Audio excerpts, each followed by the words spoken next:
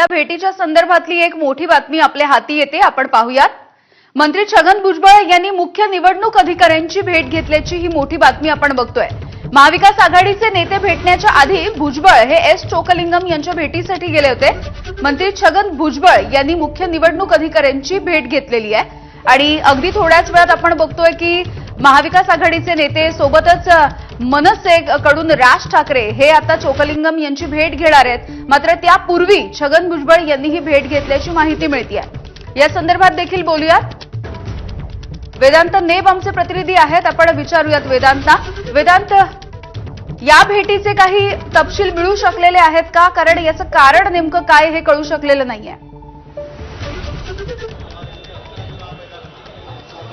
नक्कीच अद्याप अधिकृतपणे ही भेट नेमकी राज्य निवडणूक आयोगाच्या अधिकाऱ्यांशी का घेतली हे कळू शकलेलं नाहीये। याची माहिती सुद्धा थोड्याच वेळात आपल्याला येईल। मात्र जी वेळ घेतलेली आहे राज्य निवडणूक आयोगाच्या मुख्य अधिकाऱ्यांची ती या शिष्टमंडळाने घेतली आहे। त्यामुळे साधारणपणे 11:15 वाजलेले आहेत।